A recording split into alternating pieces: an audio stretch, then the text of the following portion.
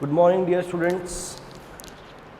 देखो last class में हम लोगों ने स्टार्ट किया था, एक चैप्टर कंप्लीट हुआ नहीं, वो कौन सा था, मनी एंड बैंकिंग। आज हम उस चैप्टर को समअप करने की कोशिश करेंगे। देखो उस चैप्टर का एक टॉपिक बचा था, money creation by commercial bank. क्या टॉपिक था बच्चों? टॉपिक था money creation by commercial bank और it is the most important topic. ये बहुत ही ज़्यादा इंपॉर्टेंट टॉपिक है और इसके एग्जाम में आने के पूरे चांस होते हैं। तो प्लीज़ इस टॉपिक को ढंग से आप लोग पढ़ना, प्लीज़ इसको समझने की कोशिश करना। तो अपन स्टार्ट करते हैं। देखो मैं इसको स्टार्ट करने से पहले आपको एक चीज़ बताना चाहता हूँ। एक होता है बेटा CRR और एक होता है बेटा SLR। CRR होता है कैश रिजर्व रेशियो, SLR होता है बेटा स्टैट्यूटरी लिक्विडिटी रेशियो। CRR का मतलब होता है बेटा टोटल डिपॉजिट का वो पार्ट जो हम कहाँ रख रहे हैं बेटा, RBI के पास, दैट इज कॉल्ड CRR। मतलब टोटल डिपॉजिट का वो पार्ट जो हम कहाँ मेंटेन कर रहे हैं बेटा, रिजर्व बैंक ऑफ इंडिया के पास, that is called cash reserve ratio. और SLR होता है बच्चों टोटल डिपॉजिट का वो पार्ट जो हम कहाँ रख रहे हैं, खुद के पास, जो कमर्शियल बैंक कहाँ रख रहा है बेटा, खुद के पास, दैट इज कॉल्ड SLR। तो मैंने क्या बोला, एक तो मैंने बताया आपको कैश रिजर्व रेशियो, एक मैंने बताया आपको स्टैट्यूटरी लिक्विडिटी रेशियो। CRR होता है बेटा टोटल डिपॉजिट का वो पार्ट जो हम कहाँ मेंटेन कर रहे हैं, RBI के पास। और SLR होता है बच्चों टोटल डिपॉजिट का वो पार्ट जो हम कहाँ रख रहे हैं, खुद के पास, that is called statutory liquidity ratio. तो टॉपिक आपके पास है, PDF मैंने आपको सेंड कर दिए। तो स्टार्ट करते हैं। Money creation by commercial bank. Money creation और credit creation is the expansion of credit through derivative deposit. मतलब पैसे से पैसा बनाने की हम कमर्शियल बैंक यहाँ पर कोशिश कर रहा है। और आपको पता है बेटा, अगर मैं CRR और SLR दोनों को ऐड कर दूं तो इनको ऐड करके अपना निकलता है बेटा legal reserve ratio, that is called LRR। देखो लीगल रिजर्व रेशियो में दो चीजें आती है, एक तो आता है बेटा CRR और एक आता है SLR। CRR था बेटा टोटल डिपॉजिट का वो पार्ट जो हम कहाँ मेंटेन कर रहे हैं, RBI के पास, और ये था बेटा टोटल डिपॉजिट का वो पार्ट जो हम कहाँ रख रहे हैं बेटा, खुद के पास, दैट इज कॉल्ड SLR। तो हम बात करते हैं बेटा cash reserve ratio, part of LRR to be kept with central bank. क्या बोला मैंने, part of LRR to be kept with central bank, that is called CRR। अगर मैं SLR की बात करूं तो बेटा part of LRR to be kept by commercial bank themselves. जो पार्ट RBI के पास रखा वो था CRR और जो पार्ट खुद के पास रखा वो था SLR। अब इसको स्टार्ट करने से पहले मैं आपको एक एग्जांपल लेके समझाने की कोशिश करता हूं। वो एग्जांपल आपको समझ में आएगा तो आपको टॉपिक पूरा क्लियर हो जाएगा। सपोज करो मैं अगर बात करूं राउंड 1, कमर्शियल बैंक के पास इनिशियल डिपॉजिट आया 10,000 रुपीज। कितना आया बेटा इनिशियल डिपॉजिट, 10,000 रुपीज। अब मुझे एक बात बताओ, जो इनके पास इनिशियल 10,000 रुपीज डिपॉजिट का आया, क्या कमर्शियल बैंक पूरा 10,000 रुपए एज अ लोन कस्टमर को दे सकता है क्या? चाहकर भी नहीं। कमर्शियल बैंक चाहकर भी पूरा 10,000 रुपया लोन के रूप में नहीं दे सकता। इसको कुछ part as a legal reserve ratio side में निकालना पड़ेगा। मतलब कुछ पार्ट तो RBI के पास रखना पड़ेगा और कुछ पार्ट खुद के पास एज अ कैश मेंटेन करना पड़ेगा। तो सपोज करो मेरा लीगल रिजर्व रेशियो है बेटा 20%। कितना है? 20%। अब कमर्शियल बैंक के पास कितना रुपया आया बेटा, 10,000 रुपीज आए। कमर्शियल बैंक ने क्या करा, इसमें से 2,000 रुपीज साइड में निकाल लिए, 2,000 रुपीज साइड में निकाल लिए और रिमेनिंग जो 8,000 रुपीज थे वो एज अ लोन प्रोवाइड कर दिया। बचा हुआ 8,000 इसने किसी को लोन प्रोवाइड कर दिया। सपोज करो ए पार्टी थी, एक पर्सन था, इसने बैंक से 8,000 रुपीज का लोन लिया। अब जनरली हम लोन क्यों लेते हैं, या तो हमें किसी को रीपेमेंट करना होता है या फिर हमें इन्वेस्टमेंट करना होता है। सपोज करो ए ने लोन लिया 8,000 रुपीज़ का, इसको बी को पैसा देना था तो इसने ये 8,000 रुपीज़ बी को दे दिए। अब बी के पास कितने रुपए आए बेटा, बी के पास 8,000 रुपीज़ आए। अब बी क्या करेगा, जैसे ही उसके पास 8,000 रुपीज़ आए ये फिर से पैसा कहाँ जमा करा देगा, बैंक के पास। तो इस तरीके से बी ने क्या करा, 8,000 रुपीज कमर्शियल बैंक के पास जमा करा दिया और कमर्शियल बैंक के पास नई डिपॉजिट कितने की आई बेटा, 8,000 रुपीज की। मतलब बैंक ने जिसको लोन दिया उसको किसी पार्टी को पेमेंट करना था, उसने जिस पार्टी को पेमेंट किया उस पार्टी ने पैसा फिर से बैंक में जमा करवा दिया। तो बेटा नया डिपॉजिट कितने का आया, 8,000 रुपीज का। अब बैंक ने क्या करा, इस 8,000 रुपीज का फ्रेश डिपॉजिट आया, फिर से इन्होंने 20% निकाल लिया, दैट इज 1,600 रुपीज साइड में निकाल लिए और बचा हुआ 6,400 रुपीज फिर से लोन के रूप में प्रोवाइड कर दिया।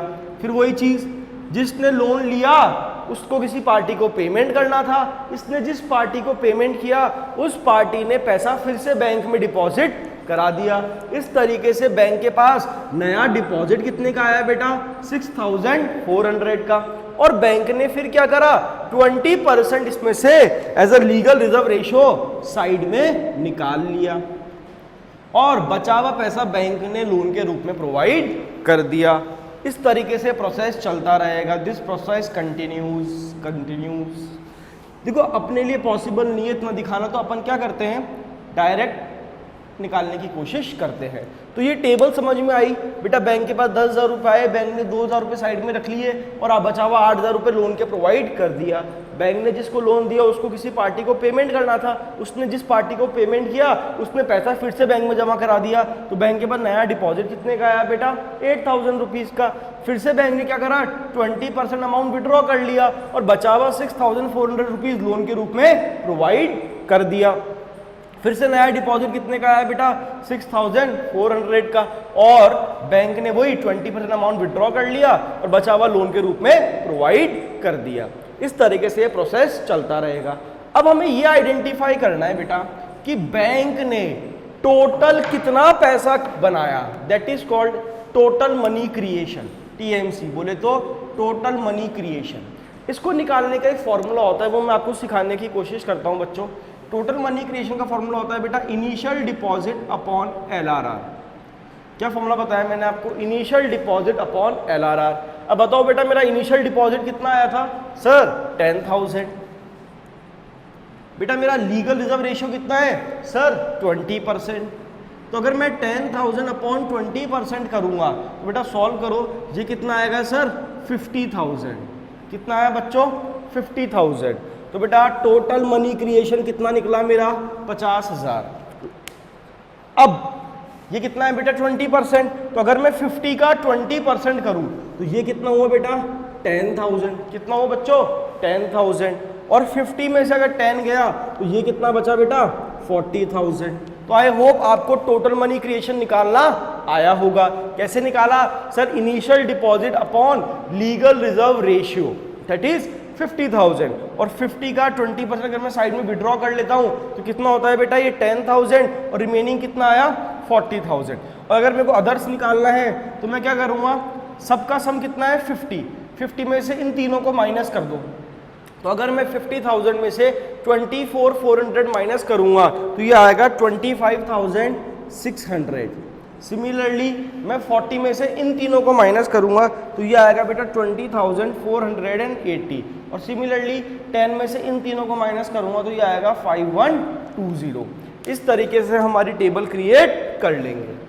आया बेटा समझ में कि मतलब बैंक के पास जो डिपॉजिट आता है बैंक पूरा लोन के रूप में प्रोवाइड नहीं करता, कुछ पार्ट इनको as a legal reserve ratio side में निकालना पड़ता है और बचा हुआ ये लोन के रूप में प्रोवाइड कर देते हैं। अब मैं आपके लिए पूरा प्रोसेस रीड करता हूं इस एग्जाम्पल को देखते हुए तो आपको और क्लियरिटी आएगी। Suppose let the LRR be 20%, मैंने एज्यूम किया let the legal reserve ratio be 20% and there is a fresh deposit of ₹10,000 as required, bank keeps 20% that is ₹2,000 as cash. तो बैंक ने 2,000 रुपये साइड में निकाल लिए। Suppose the bank lend remaining 8,000 और remaining 8,000 bank ने loan के रूप में प्रोवाइड कर दिया। आगे बोला दोज हु बोरो मनी, अब जिसने पैसा बोरो किया, those who borrow money use their money for making payments, use their money for making payment, उसने पेमेंट कर दिया किसी पार्टी को। As assured those who receive payment, और अब जिसने वो 8,000 रुपए रिसीव किए, as assured those who receive payments put the money back into the bank, उसने वो पैसा फिर से बैंक में जमा करवा दिया। In this way bank receive a fresh deposit of ₹8,000 and again bank keeps ₹20% as a legal reserve ratio and lend the remaining 6,400. The money again comes back to the bank, leading to a fresh deposit of 6,400 and the money goes on multiplying in this way. इस तरीके से money multiply होता रहेगा and at the end the total money creation will be ₹50,000. और वो कैसे निकाला बेटा अपन ने? सर उसका फॉर्मूला था initial deposit upon LRR, initial deposit upon legal reserve ratio. Clear? फिर देखो ये प्रोसीजर मैंने एक्सप्लेन किया और ये टेबल मैंने आपके सामने बना दी। तो आई होप आपको ये मनी क्रिएशन वाला प्रोसेस समझ में आया होगा। क्लियर बच्चों? अब एक 1 मार्क टॉपिक है मनी मल्टीप्लायर, वो भी हम समझने की कोशिश करते हैं।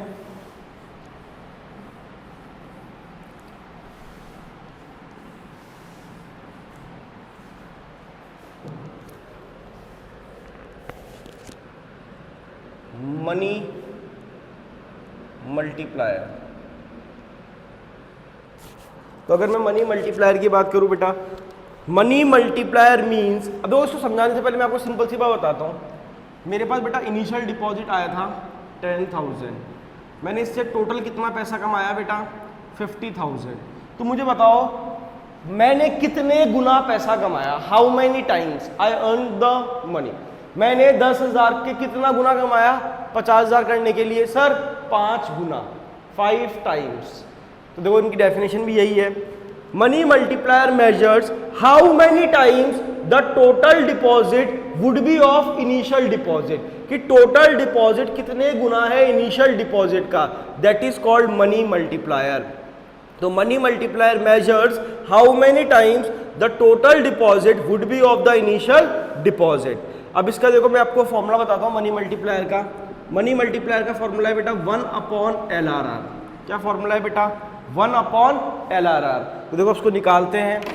याद है LRR कितना था बेटा मेरा? 20%। तो 1/20%, तो कितना आया बेटा? 5। तो आप डायरेक्टली भी निकाल सकते हो और फॉर्मूला भी लगा सकते हो। फॉर्मूला क्या था बेटा मनी मल्टीप्लायर का? 1/लीगल रिजर्व रेशियो। तो बहुत सिंपल सा कंसेप्ट था, 1 मार्क का कंसेप्ट था, बहुत इजीली आपको आ गया होगा।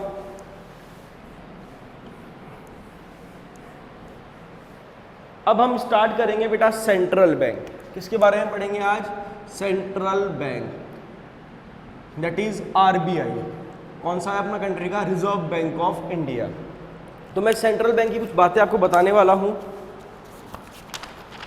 तो देखो सेंट्रल बैंक में केवल एक फंक्शंस है, बाकी हमारे कोर्स से कट गया है। तो ध्यान रखना जो पार्ट मैं पढ़ा रहा हूं वही पार्ट आपको पढ़ के जाना है। तो मैं रीड करता हूं।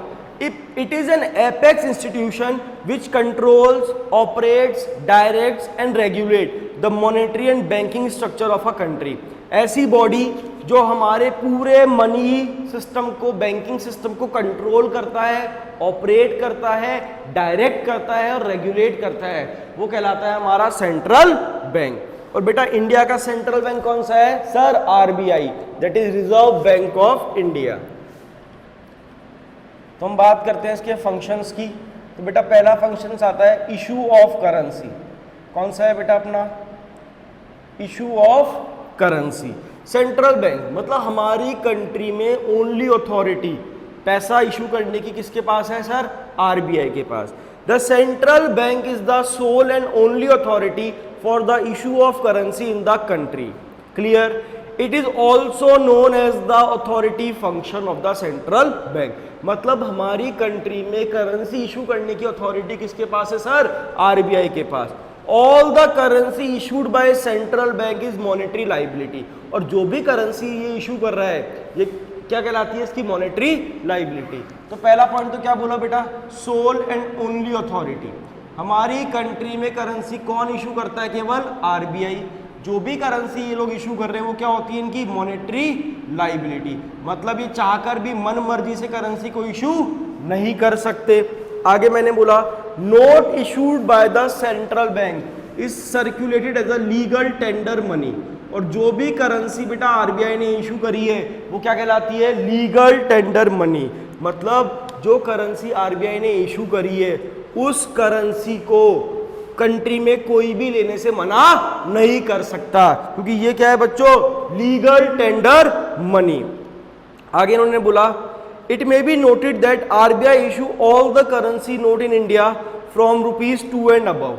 2 या 2 से ऊपर की करेंसी कौन इशू करता है, आरबीआई। लेकिन ₹1 का नोट कौन इशू करता है बेटा, मिनिस्ट्री ऑफ फाइनेंस। तो आप कभी नोटिस करना, ₹1 का जो नोट आता है ना उस पर गवर्नर के सिग्नेचर नहीं होते, उस ₹1 के नोट पे सिग्नेचर होते हैं फाइनेंशियल सेक्रेटरी के।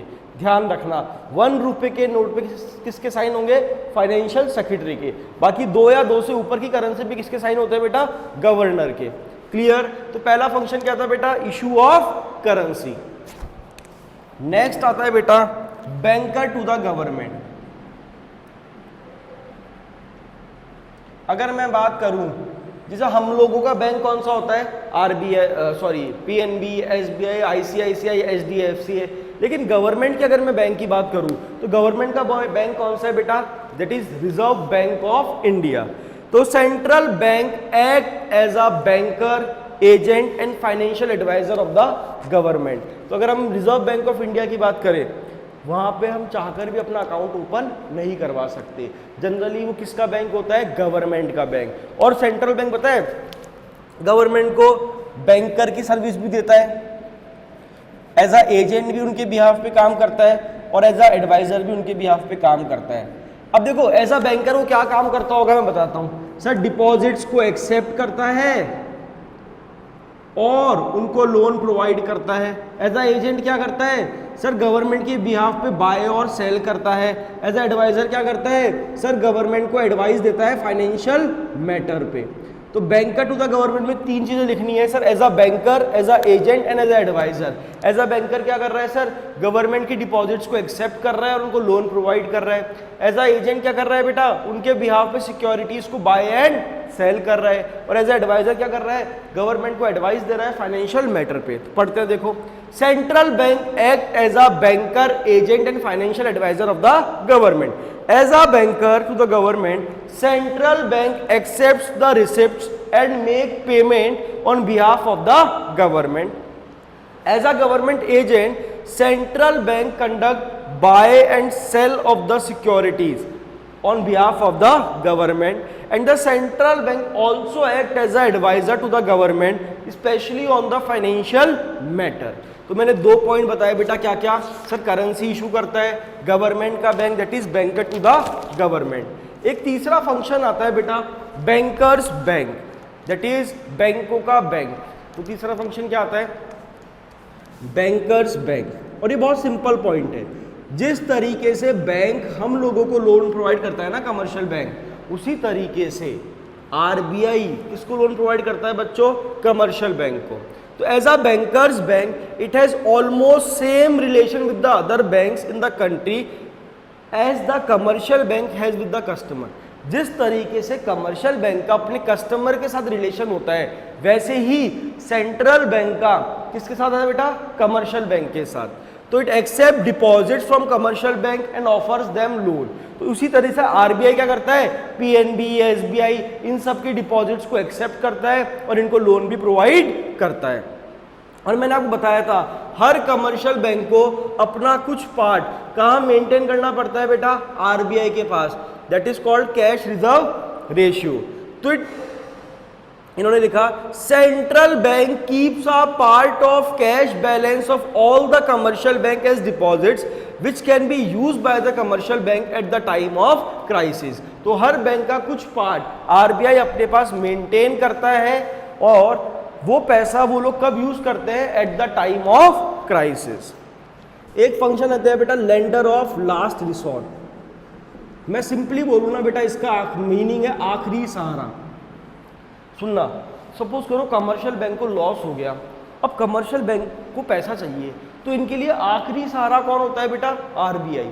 मतलब कमर्शियल बैंक को ना तो डिपॉजिट्स आ रहे हैं, ना ही कोई लोन का रीपेमेंट आ रहा है, अब इनके पास फाइनेंशियल क्राइसिस हो गए, तो कमर्शियल बैंक के पास आखिरी सहारा कौन है बेटा, रिजर्व बैंक ऑफ इंडिया, जो इनकी हेल्प करेगा eight the time of crisis. इसलिए इसको बोला गया है लेंडर ऑफ लास्ट रिसोर्ट। पढ़ते हैं, if a commercial bank fails to get help from anywhere it approaches central bank as a last resort. तो फाइनल ऑप्शन क्या है बेटा इसके पास, ये किनको अप्रोच करते हैं बेटा, सेंट्रल बैंक को। Since commercial bank create liabilities many times more than their cash reserve and this is possible only so long as people have confidence in the banking system of the country. तो मतलब अगर commercial bank को कहीं से भी कोई मदद नहीं मिल रही तो इनके लिए आखिरी सहारा कौन होता है बेटा, रिजर्व बैंक ऑफ इंडिया। तो देखो, as commercial bank lend to the individual, उसी तरीके से central bank lends money to the commercial bank in case of emergency और इन केस ऑफ क्राइसिस। तो बेटा मैंने 4 फंक्शंस आपको पढ़ाए, इन चारों को याद करना बहुत इजी है। पहला फंक्शन था बेटा करेंसी इशू करता है, that is called issue of currency. दूसरा था बेटा बैंकर्स टू द गवर्नमेंट, तो बोला मैंने बैंकों का बैंक, और एक था बैंकर टू द गवर्नमेंट, एक था बेटा आखिरी सहारा that is lender of last resort. तो इस तरीके से याद करना, करेंसी इशू करता है, गवर्नमेंट का बैंक, बैंकों का बैंक और आखिरी सहारा that is issue of currency, banker to the government, bankers bank and lender of last resort. तो इस तरीके से अपन ने सेंट्रल बैंक के सारे फंक्शंस कवर कर लिए। तो देखो, जो हमारा ये चैप्टर था मनी एंड बैंकिंग, ये वाइंड अप होता है। इस चैप्टर में इतना ही पार्ट आपको पढ़ना है जितना पार्ट मैंने आपको पढ़ाया है। तो अपन एक बार के लिए नेशनल इनकम कवर कर लिया, मनी एंड बैंकिंग कवर कर लिया। अब हम कुछ नया टॉपिक स्टार्ट करेंगे मैक्रो इकोनॉमिक्स का, that is balance of payment, BOP, जो हम लोग नेक्स्ट क्लास में स्टार्ट करेंगे। आई होप आपको यहाँ तक का पूरा पार्ट क्लियर है। प्लीज़ इस चैप्टर को पढ़ना, पीडीएफ मुझसे मंगा लेना, मैं सेंड कर दूंगा आप लोगों को। बट अब आपकी रिस्पॉन्सिबिलिटी ज़्यादा है और अब टाइम वेस्ट मत करो। अगर यहाँ समझ आता है तो यहाँ से पढ़ो, पढ़ने की कोशिश करो, समझ आएगा। आपके पास 3 to 4 मंथ्स और बचे हैं, क्योंकि अभी देखा जाए तो सर अक्टूबर स्टार्ट होने वाला है, अक्टूबर, नवंबर, दिसंबर, जनवरी, फरवरी, लास्ट 5 मंथ्स आपके पास है।